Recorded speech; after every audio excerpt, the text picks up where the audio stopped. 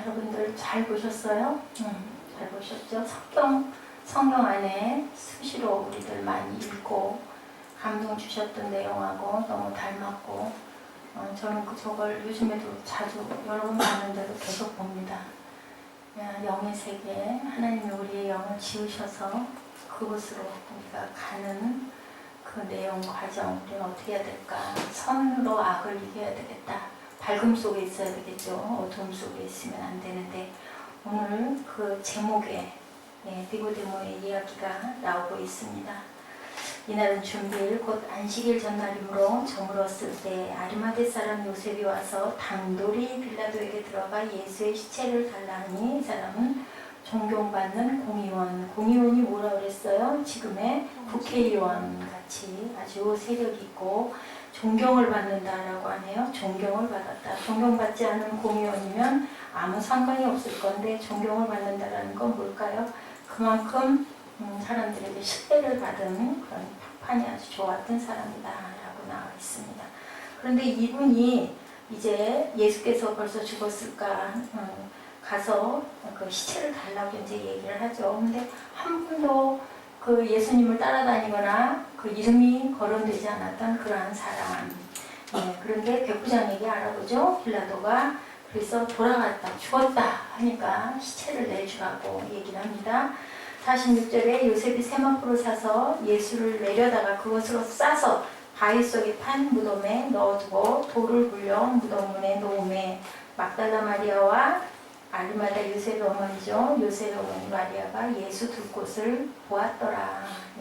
진지한 신앙인들의 큰 고민, 혹시 이 영상을 통해서 여러분들 마음에 그렇구나, 나는 정말 몰랐었는데 그런 게 정말 있기는 있네. 이 SBS는 무슨 그 극동방송이나 이런 데처럼 그 기독교 쪽의 것을 장려하는 곳이 아니에요. 그런데 SBS에 그것이 알고 싶다에 이렇게 나와 있고, 그 외에도 많은 부분들의 증명들이 이제 또 과학적인 증명, 이제 지구에 대한 부분도 제가 볼 건데요.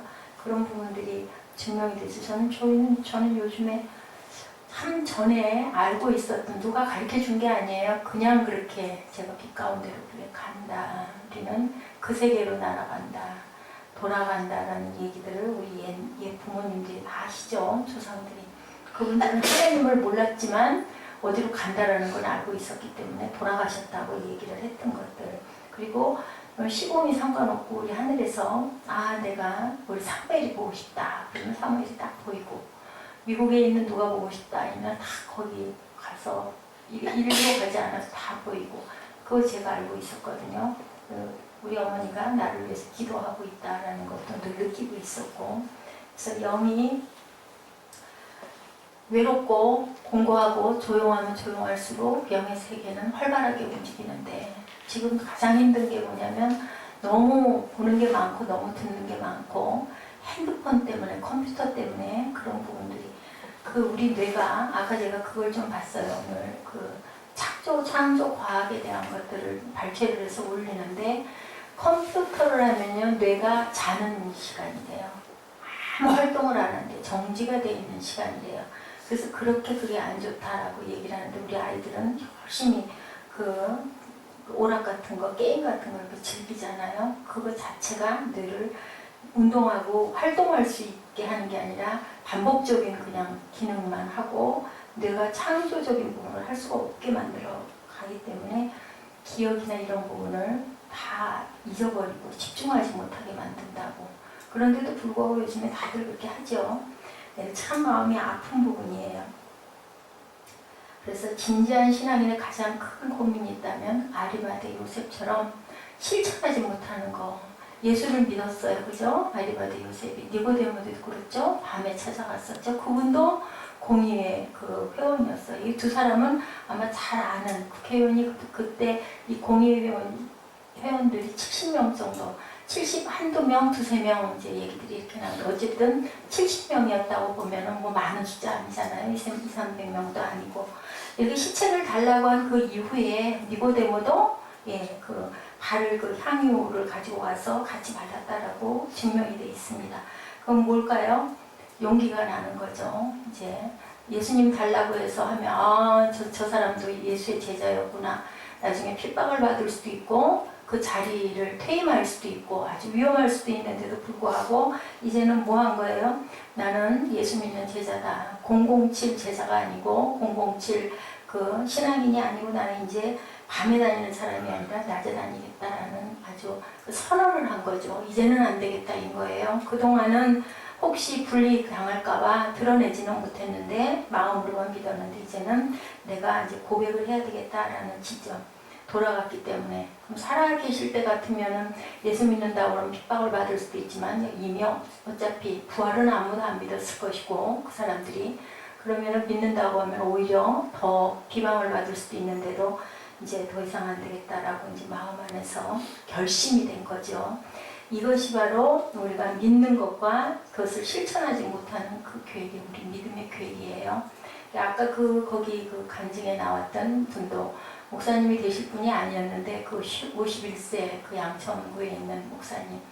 그러니까 영의 세계를 알고 하나님이 확실하게 계시고 내가 실제 체험을 하면은 신학을 안 할 수가 없는 거예요. 하나님이 살아계시다는 걸 알기 때문에. 제가 지난번에 얘기했죠. 사무엘하고 저하고의 모습을 위에 떠서 그 위에서 떠서 보더라고요. 떠서 바라보게 됐고 하나님의 음성을 제가 들었어요. 내가 너를 사랑하노라.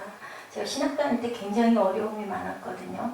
소외감도 많이 들고 쉬운 얘기로 약간 왕따스러운 너무 다른 부분들이 많다 보니까 그때마다 하나님이 많이 성령이 위로하셨어요. 지금도 마찬가지요. 굉장히 고독하게 거의 혼자서 늘 교회도 혼자 지키고 근데 오늘은 왠지 참 마음이 많이 기뻤어요. 아까 그 창조과학 그런 부분들을 다 보지도 못하고 그냥 그 위에 큰 제목들만 보면서 이렇게 해서 쭉 블로그에다 넣고 하면서 느끼고 깨달은 게 이런 프로그램들을 내가 발견하게 되고 알게 되고 깨닫게 된 게 저희 블로그에 오래전에 이웃으로 올라와 있던 곳이에요. 그 사랑받기 위해 태어난 사람. 여기 제목이 그래요. 예, 생명사랑. 제가 근데 몰랐어요. 제 이름이 그 카톡에 보면 생명사랑으로 나와있어요. 제가 지은 거예요. 그냥 생명을 나는 사랑하고 생명을 키워나가야 되고 생명을 살려나가야 되고 아까 여기 올라오면서 나는 5생명을 책임지고 이렇게 가는 건데 그 생명을 잘 길러야 되겠다. 한 생명이면 어떻겠습니까? 그것을 온전하게 기르는 게 가장 중요한 거죠.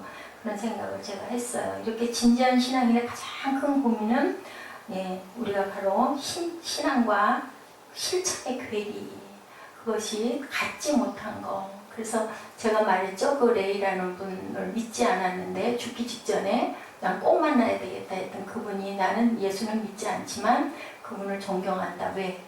실천을 정확하게 하는 사람이었대요. 말하는 것에 대한 실천. 참 어려운 거죠. 이 괴리감에 대한 고민이야말로 우리 신앙을 실천으로 향상을 시켜야 되는데 어떤 사람들은 그러잖아요. 나는 죄 안 지을 수 없어서 난 예수 안 믿어. 다음에 다 죄 실컷 짓고 이제 조용하게 편안하게 있을 때 그때 내가 예수 믿겠다는 분도 많아요. 죄가 너무 많아서 난 교회 갈 수 없다고. 그것도 억측이고 억설이죠. 그럴수록 가야 되는데 신앙생활의 전 과정을 기독교 교회에서는 성화라고 하죠. sanctification이라고 해요. 우리는 이제는 문에 들어 쓴 거잖아요. 그렇기 때문에 우리가 정말 천국을 향해 갈 수 있는 우리가 돼야 되기 때문에 하루하루 성화되어 가야 된다. 사무엘 아까 거기 얘기 들었지? 전체가 다 뚫려 보인다고. 무엇을 했고 어떻게 했고 내가 잘못한 거 어린 시절부터 저도 아까 그거를 또 보면서 못 찾았었어요. 지난번에 거기를 어딘지를 몰라가지고 뒤집어서 찾았는데 그게 이제 그것이 알고 싶다 그래서 몰랐어요. 그걸 보면서 어떤 생각을 했냐면 아이고 어떡하나 나도 확 뚫려서 다 보일 텐데 내 젊은 시절에 너무 하나님 보시기에 이쁘지 않고 잘못하고 교만 덩어리 오늘 새벽에 그 고백을 했네요. 정말 교만의 덩어리였는데 세상에 나밖에 없고 내가 제일 잘났고 막 그렇게 생각을 하고 다녔는데 이게 딱 뚫려 보이면 얼마나 부끄러울까 하나님 보시기에 정말 얼굴 낯을 못 들 것 같아요. 그 밝음이 우리 X선 찍듯이 우리 속에 있는 장기가 다 보이듯이 우리 속에 있는 생각 중심이 다 비쳐 보이잖아요. 정말 이게 두려운 거예요. 하나님 앞에는 누구도 두렵고 떨려서 그 간증 얘기들이 또 있어요. 저렇게 영상 말고 그걸 읽어보니까 어떤 분도 그러더라고요. 자기는 그 젊은 시절에 그걸 딱 그 유체 이탈을 경험을 했대요. 그리고 어느 곳에 가서 누군가를 만나고 그리고 돌아왔는데 15년 동안인가요? 한 번도 그 얘기를 하진 않았대요. 그리고 뭐를 했느냐면요. 성경을 열심히 봤대요. 그게 맞는지 틀리는지. 자기는 그게 천국인지 뭔지도 모르겠고 안 믿는 사람이에요. 그래서 도대체 이게 뭘까? 그리고 누구한테 감히 그 얘기를 할 수가 없었다. 근데 이제 요즘에 가끔 얘기를 하는 건 이제 내가 조금 하나님을 조금 알 것 같고 성경 말씀을 조금 내가 느끼고 알다 보니까 아 내가 거기 갔다 온 게 천국이었구나 라는 생각이 들어서 아주 조심스럽게 얘기를 한다고 그러더라고요. 두려워서 뭐라고 얘기를 할 수가 없었다. 맞아요. 그렇게 돼요. 하나님이 나를 꿰뚫어 보기 때문에 네 제가 사랑합니다. 거듭 세 번째 물어보시니까 대답이 안 나오더라고요. 그럼 내 마음 안에 하나님 사랑하는 게 내 욕심으로 내가 잘 되고 싶어서 내 소원을 이루고 싶어서 이래서 내가 하나님 사랑한다라는 게 있는 거예요. 그렇기 때문에 당당하지가 못하죠. 우리 누구하고 얘기할 때 나 뭐 속에 나 찔리는 거 없고 아무 그런 게 없어 이러면 얼마든지 정확하게 얘기하잖아요. 근데 내 마음에 어떤 다른 속셈이 있을 때는 속이 들여다 보이는 것 같아가지고 조금 좀 이렇게 사람끼리도 좀 그렇죠. 이런데 하나님과의 관계에서는 그거 나는 알 것 같아요. 베드로가 그죠? 세 번째 네가 나를 사랑하느냐 했을 때 뭐라고 그랬어요? 다 주님이 아십니다 라고 얘기를 하죠. 참 중요한 거예요. 근데 이 믿음이요 누가 줘요? 하나님이 주시지 않으면 정말 어려운 거예요. 아니 정말 지당하신 말씀이고 옳은 말씀인 줄은 알겠는데 왠지 모르고 내 마음에 감동이 오지 않는 거죠.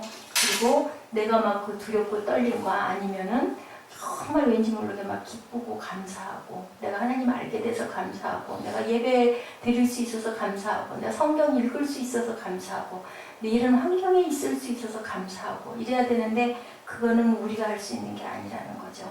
그래서 아는 것과 사는 것이 다르다는 게 우리의 문제점이다. 그것을 위해서 우리는 뭐 해야 돼요? 우리가 할 수 없는 부분인데 어떻게 해야 될까요? 우리가 서울을 가려면 레비를 서울을 찍고 그 방향으로 가는 것처럼 천국을 가려면 천국을 찍고 그쪽으로 가려면 성경 말씀 안에 있는 대로 우리가 행하도록 노력을 해야 되겠죠. 알기만 하고 듣기만 하고 요즘 우리 성도들이 어떻다고요? 귀만 커진다고 그러죠? 좋은 말씀이 너무 많아서 들을 때 드라마 한 편 보고 영화 한 편 보고 아유 잘 봤다 인 것처럼 아주 은혜 받았습니다 한마디 하고 나면 제목도 잊어버릴 만큼 이렇게 말씀의 홍수 속에서 살면서 우리는 그냥 그것 따로 우리 생활 따로 이렇게 해가지고는 온전한 구원을 이루지 못한다고 합니다. 아리마대는 어디예요? 자, 아리마다라는 것이 막달라 마리아, 아리마대 요셉 뭘까? 아리마대 막달라 무슨 이름입니까? 무슨 이름? 사람 이름. 사람 이름이 아니에요. 고장 이름이에요. 아리마다에 있는 요셉, 막달라에 있는 마리아. 그때는 정말 마리아가 많았고 요셉이 많았어요. 그래서 이렇게 지명들이 있어야 그 사람을 구분할 수가 있어요. 뭐 그런 거 있죠. 뭐 충청도 댁, 뭐 경기도 댁, 경상도 댁 이렇게 우리도 옛날에 그 지명의 이름을 붙여가지고 거기다 댁을 붙였어요. 여성들에게는 이름이 따로 이름을 불려줄 일이 거의 없다 보니까 이런 것처럼 이것도 지명이에요. 현대의 아리마다라는 곳이 렌티스라는 지역이라고 하네요. 그곳이 사무엘 고향이었대요. 사무엘 알죠? 네, 사사시대의 그 마지막 전에 있었던 사무엘. 그 라마다임 소빔으로 불리워지기도 했던데 예루살렘에서 북방 35km에 위치한 마을 이름이었다고 합니다. 신약시대 지명이 아리마대로 바뀐 거예요. 43절에 아리마대 출신의 요셉이 우리 내용을 잠깐 짧게 보죠. 존경받는 공의원이었고 하나님의 나라를 기다리던 사람. 하나님의 나라라는 게 뭐예요? 하나님이 오셔야 되겠다라는 것을 굉장히 갈망하고 기다리던 사람이에요. 하나님의 나라를 기다린다는 말은 메시아를 우리를 구원해 주실 구원자를 기다렸다는 거죠. 그가 하나님 나라를 기다리고 있었음에도 불구하고 그는 그 삶의 현장에 누구를 드러내지 못했다. 예수님을 드러내지 못하고 기다리고만 마음으로만 품고 있었는데 돌아가심으로 인하여 공개적인 신앙 결단을 하게 된다. 예, 우리가 죽으면 이제는 정말 나는 천국 가야지 생각으로 이미 늦은 거죠. 근데 이 아리마대 요셉은 아주 그 뭐랄까 가능성이 있는 거예요. 예수님 돌아가셨는데 내가 당당하게 시체를 주십시오. 그리고 성경 안에 보니까 그 무덤이 옛날에 있던 무덤들은 다들 돌아가고 나서 이제 뼈가 다 그냥 너무 세월이 오래 흐르고 나면은 그것을 뼈를 어떻게 했는지는 모르겠지만 거기를 다 치워내고 남이 쓰던 그 굴이잖아요. 우리처럼 이렇게 묻는 게 아니고 굴 속에다 넣고 돌을 이렇게 앞에다 막아놓으니까 그 안에 있는 뼈들을 다 정리해내고 일반 그 유대인들이 많이 사용을 했는데 여기는 뭐라고 얘기하고 있어요? 새 무덤이라고 얘기하고 있어요. 보니까 그럼 뭘까요? 아리마대 요셉이 자기가 쓰려고 만들어놨던 그 무덤 무엇을 얘기하느냐면은 주님께 가장 좋은 것으로 드리는 세마포로 잘 싸서 정성껏 그런 그 모습을 얘기를 해요. 마음을 담대하게 먹었다는 거죠. 당돌이 달라고 얘기했다고 하죠. 누구에게? 빌라도에게. 뭐 가서 뭐 이렇게 하고 그게 아니라 아니면 예물을 좀 이렇게 드리고 이게 아니라 주십시오 하고 당당하게 가서 얘기를 한 거예요. 예수님의 시체를 자기에게 어떤 것이 생길지 그런 것에 대한 거는 생각을 이제는 안 하는 거죠. 이게 무슨 말씀일까요? 예수님이 말씀하셨죠. 누구든지 사람 앞에서 나를 시인하면 나도 하늘에 계신 내 아버지 앞에서 너를 시인할 것이다 라고 말씀하셨어요. 그런 것처럼 우리는 당당하게 사람 앞에서 나를 부인하면 나도 하늘에 계신 내 아버지 앞에서 그를 부인할 것이라고 마태복음 10장 32, 3절에 이렇게 얘기하고 있습니다. 신앙이 삶의 실천이 되기 위하여 두 번째 필요한 결단, 시인해야 되고 그 다음에 공적 여생에서 영역에서도 희생을 감수할 수 있는 우리들이 돼야 되겠죠. 드러내서 공개적으로 신앙 고백하고 우리 점심시간에 기도하고 밥 먹듯이 그냥 뭐 이렇게 하고 하는 게 아니라 정확하게 기도하고 밥 먹듯이 그 공개적인 거잖아요. 나 예수 믿는 사람이에요. 뭐 우리나라야 뭐 크리스찬들 너무 많고 점심시간에 기도 잠깐 한다고 이상하다라고 보는 사람은 하나도 없지만 중국이나 북한 같은 데서는 그렇게 되면 지목을 받죠. 지금 이때도 마찬가지예요. 그죠? 로마 빌라도가 아주 판을 쳤을 때인데 그런데 이제는 나는 007이 아닙니다. 이렇게 드러냈어요. 신앙 고백을 했고 공적 영역에서 희생을 감수하는 일. 아리마대 요셉의 케이스로 다시 돌아와 볼 때 공의원 자격을 상실할 수도 있었을 텐데도 그런데도 고백을 했다라는 거. 요즘에 말씀하셨죠? 교회 나가는 게 하나의 비즈니스로도 나간다. 관계에 의해서 거기에 누가 있으니까 우리 거래처에 누가 있으니까 또 거기에 가서 발주를 좀 받아야 되니까 이렇게 이용하는 분들이 요즘에는 뭐 그냥 기본이 돼 있어요. 대형 교회는 그런 분들이 많기 때문에. 그런데 그게 과연 그렇게 해서 그런 목적으로 교회를 나간다라는 게 뭐 나쁠 거 뭐 있느냐. 어차피 주일날 예배 드리는데 거기 가서 예배 드리면 되지. 근데 아니죠. 하나님은 뭘 보셔요? 중심을 보시죠. 그렇기 때문에 그것이 앞에 있어서는 온전치가 않다라는 거죠. 유대사회 최고의 대접을 받았던 사람이에요. 그런데 죽은 예수 이제 와서 아리마대 요셉이 그의 편을 드는 것은 굉장히 불이익일 수도 있는데도 불구하고 당당하게 달라고 얘기를 하죠. 요한복음 19장 39절에 보면은 선행하는 38절에서 기록자 요한은 아리마대 요셉이 빌라도에게 공개적으로 예수의 시체를 달라고 요구한 일을 보도한 후에 이 사건이 남긴 흥미로운 영향을 39절에 제가 아까 말씀드렸죠. 일찍이 예수께 요한복음 19장 39절입니다. 일찍이 예수께 밤에 찾아갔던 니고데모도 모략과 치명 섞은 것을 100리트라쯤 가지고 온지라. 누구로 인하여? 아리마대 요셉의 영향을 받은 거예요. 같은 공의회 의원이에요. 그러다 보니까 이제 향품을 갖고 와가지고 예수님의 장례에 가지고 와서 그것을 드리는 거죠. 요셉의 공개적 신앙 고백에 영향을 받은 니고데모의 모습. 우리도 이래야 되겠다. 도가 굉장히 중요해요. 그들은 이제는 그는이 아니죠. 더 이상 밤의 제자가 아닌 낮의 제자. 드러낸 제자들이 되었다.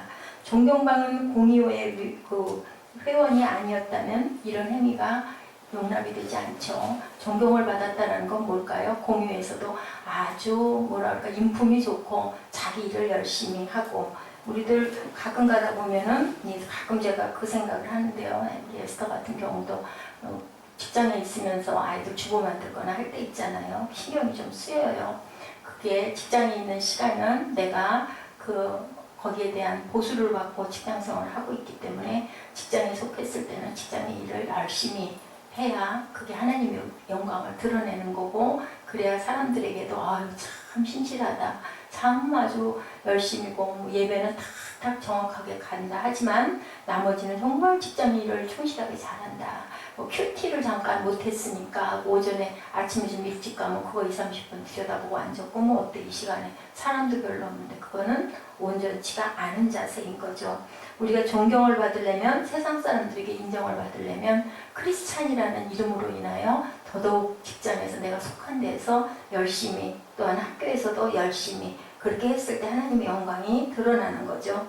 그렇기 때문에 우리가 우리 이웃들에게 예수를 믿는 이유를 전할 수 있는 기회는 성실하게 직장에서도 아주 품행이 방정하게 말투도 단정하고 부드럽게 그렇게 했을 때 하나님의 영광을 드러내는 거죠.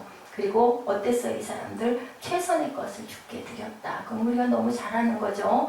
우리 구약 레위기에서도 항상 어때요? 첫 소생의 것을 그리고 흠이 없는 것을 그죠? 수컷을 늘 이게 뭐냐면 구별된 거 하나님이 말씀하신 거 누가 그랬어요? 가인이 자기 마음대로 하나님께 제물 드렸다가 하나님께 혼이 나죠. 안 받으시죠. 그랬다가 그 바람에 누구를 죽였어요? 동생을 죽이는 그런 아주 살인극이 일어나는데 이건 뭐냐면요. 절대로 우리가 어떤 잘못을 누구에게 전가하지 말라는 거예요. 저는 요즘에 그런 것을 너무 많이 하루하루 날짜가 가면 갈수록 뼛속 깊이 느껴요. 그래가지고는 아무것도 회복될 수가 없다는 거. 근데 마음에 정말 불만이 많죠. 뭐 이런 건 이래서 그렇고 이건 이러이러한데 그럼 그 사실은 어떻게 제가 요즘에 열왕기 상황을 보면서 느끼는 거는요. 하나님은 그 각각 개인에게 벌을 주시고 판단을 하셔요. 제가 오늘 어떤 그 선지자 얘기를 일단 봤는데 아니 하나님이 감동을 주셔서 가서 그 여로보암에게 말을 전한 그 사람이 하나님 뭐라고 말씀하셨냐면 거기서 물도 마시지 말고 떡도 먹지 말고 돌아가지도 말고 말도 하지 말고 앉지도 말고 그리고 바로 너는 네 길을 곧장 가라고 얘기를 하셔서 감동을 주셔서 그 선지자가 갔어요. 여로보암에게. 그래서 얘기를 하고 돌아가려고 하니까 여로보암이 붙들어요. 왜냐하면 막 그 분양하는 방법이나 제사장이나 날짜나 이런 거를 막 자기 마음대로 여러분 마음대로 만들었어요. 제사장도 레위는 안 쓰고 일반인이 하겠다 그러면 아무나 그냥 막 써요. 그러니까 그게 너무 악하고 잘못됐으니까 하나님이 보낸 거예요. 이 사람을. 근데 가서 그대로 얘기를 해요. 그랬더니 여로보암이 회유하죠. 그러지 말고 우리 궁에 너무 죽이려고 손을 내밀었는데 내민 그 손이 말라버린 그 자리에 딱 굳어버린 거예요. 이렇게 내민 채로 움직여지지가 않으니까 이거 큰일 났잖아요. 그러니까 이거 풀어 이거 좀 풀어주라 이거 좀 풀어주라. 그래서 다시 기도해가지고 이게 풀렸어요. 얼마나 놀랐겠어요. 우리 예수님 당시에도 그랬고 이 현상에 우리는 연연하죠. 와, 저 선지자 진짜 대단한 능력 있네. 그러다 보니 우리 저 궁에 머물고 내가 떡을 줄 테니 좀 먹어라. 먹고 쉬어라. 내가 너에게 예물을 주겠다. 하나님이 이렇게 했다라는 생각을 하는 게 아니라 어이구 이거 대단한 신령한 선지자네인 거예요. 벌써 생각 자체가 다른 거죠. 잘 뿌리치고 잘 나왔어요. 근데 그 사건이 벌써 소문이 난 거예요. 소문이 나서 어떤 늙은 선지자의 아들들이 궁에서 이러이러한 일이 있었습니다. 우리 자기 아버지에게 와서 얘기를 해요. 큰일 났거든요. 이스라엘 너희가 망할 것이라고 예언을 한 거예요. 그러니까 이 늙은 선지자가 꾀를 낸 거죠. 저 사람 저렇게 그냥 보내면 진짜 우리 북이스라엘이 망하겠다. 그래가지고 중간에 말 한 장을 끼워가지고 그 젊은 선지자 오는 길목을 지키다가 만나요. 만나가지고 우리 집에 가자. 우리 집 가서 내가 떡과 물을 줄 테니 좀 쉬고 물도 마시고 쉬었다 가라니까 아 나는 안 된다. 그냥 갈 거다. 그랬더니 천사가 내게 와서 얘기를 했어. 나도 선지자야. 가자. 그 소리를 듣고는 따라가는 거죠. 그래서 죽었어요. 그 소리를 듣고 따라가서 딱 떡을 먹고 물을 마시고 있는데 정말로 하나님이 말씀을 하시는 거예요. 늙은 선지자에게. 저 가다가 사자에게 물려서 자기 고향으로 돌아가지 못하고 장례를 지내지 못하고 길거리에서 객사하고 죽을 것이다 라고 얘기를 하는 거죠.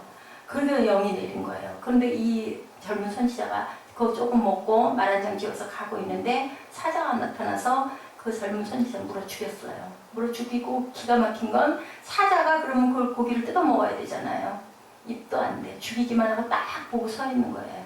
말도 그냥 그대로 서 있고 그 소리를 또 전해줘서 늙은 선지자가 오죠. 그 모습을 보더니 너무너무 놀래서 그 젊은 선지자를 너무 불쌍히 여기면서 그 시체를 가져다가 자기가 장례를 잘 치러주고 울면서 너무 불쌍해하면서 자기 아들들에게 유언을 해요.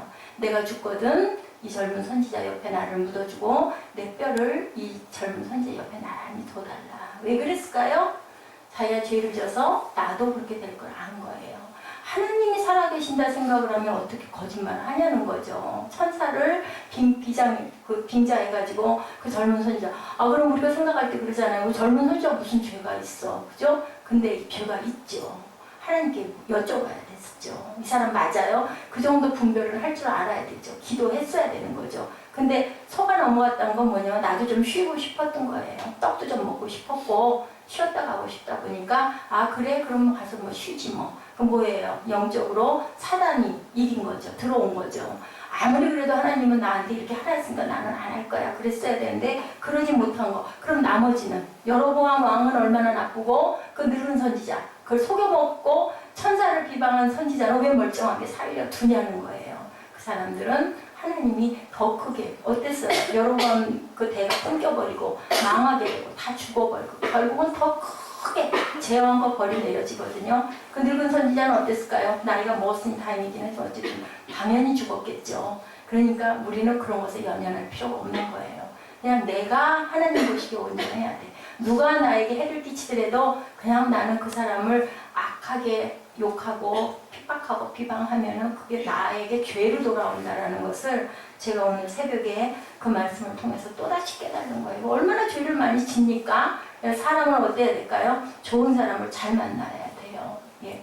그리고 참 우리에게 중요한 건 뭐냐면 유하고 부드러운 성격을 가져야 되겠구나. 제가 그 부분이 너무 부족하고 안 되는 사람이잖아요. 그러니까 다 비웠대. 다 비워버리고 아무것도 없는 상황에 이렇게 코너에 제가 딱 몰릴 수밖에 없는 하나님은 때를 기다리신 거예요. 젊은 시절에. 그런데도 또 보호하셨죠. 아주 더 악하게 그런 데 가지 않도록. 그래서 좋은 가문의 믿음의 가문의 집안의 그 자녀들이 3대만 내려가면 아주 그냥 간다는 얘기가 바로 그런 것에서 비워지고 그리고 기도하는 우리 윗대들이 그렇게 기도하기 때문에 선한 삶을 살게 되는 거죠. 그 차이가 있죠.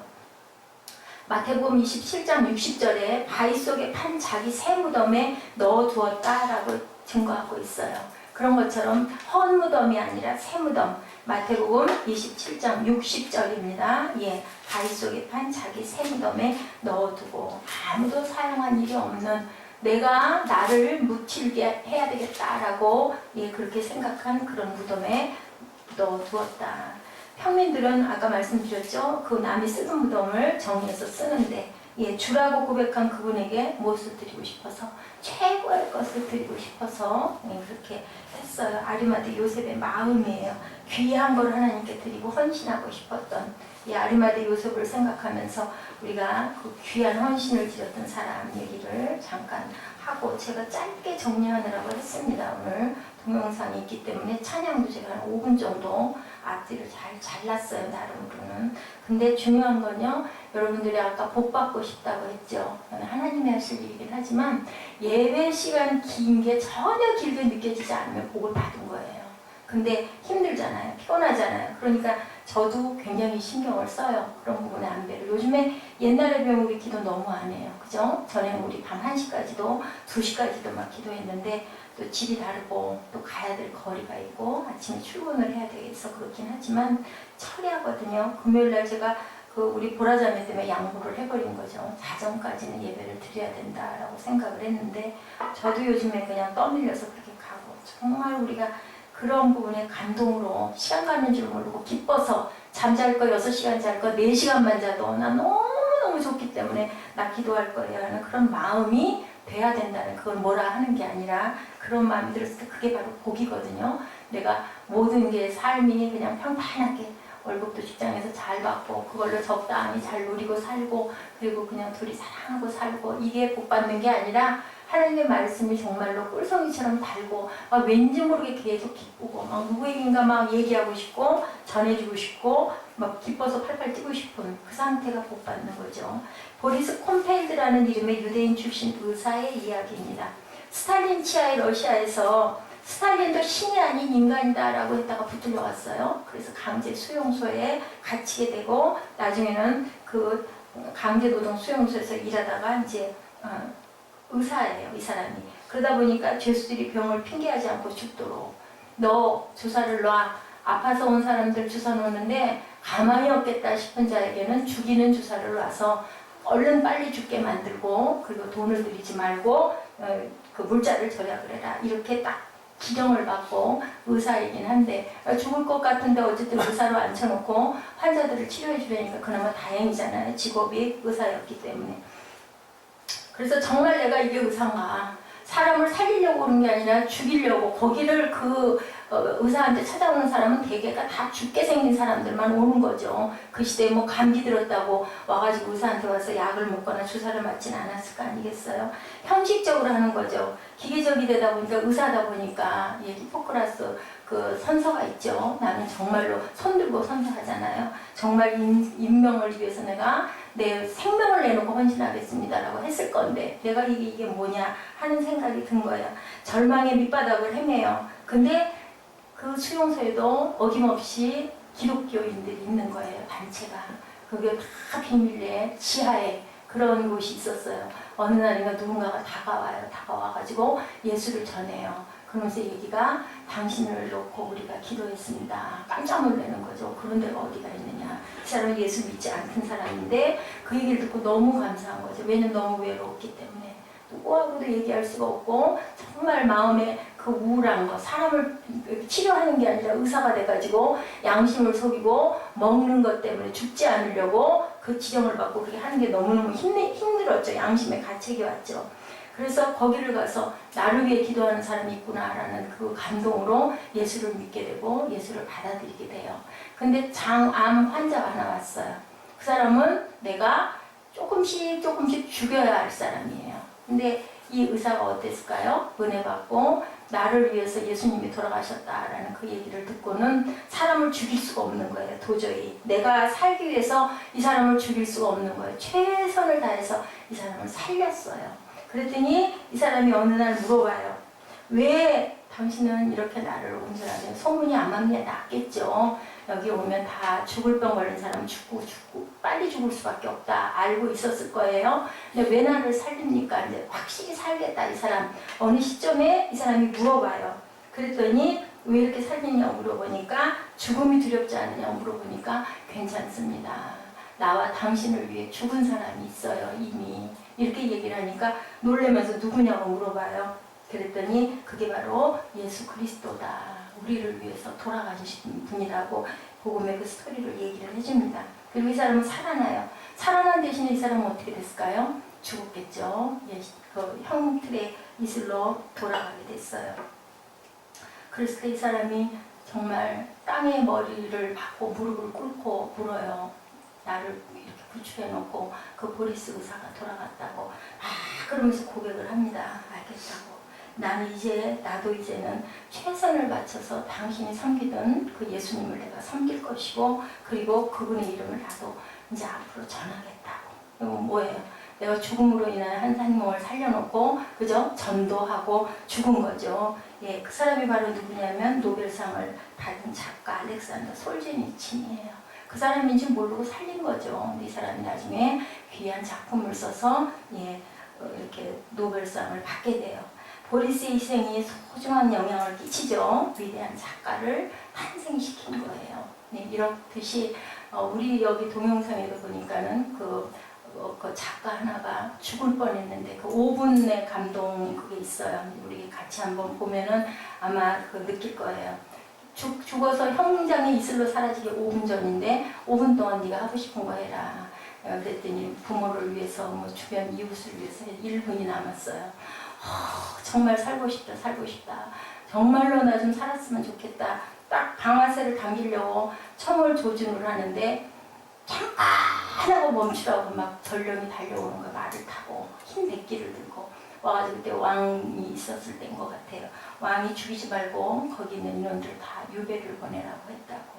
예, 그 사람이 아주 유명한 작가예요.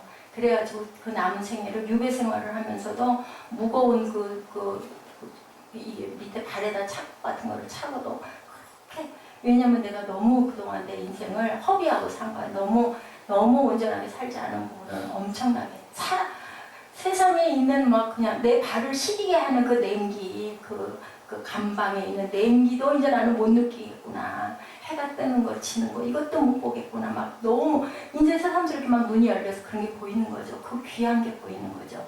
우리는 살아있을 때 소중한 거를 볼 줄 아는 저와 여러분들이 되셔야 될 줄로 믿습니다. 이렇게 하나님께서 우리에게 세상을 주셔서 지금 이 자리에서 여러분들이 예배를 드리는 게 우연히 드리는 예배가 아니에요. 그죠? 하나님 만나신 게 정말 귀하고 감사할 일이에요.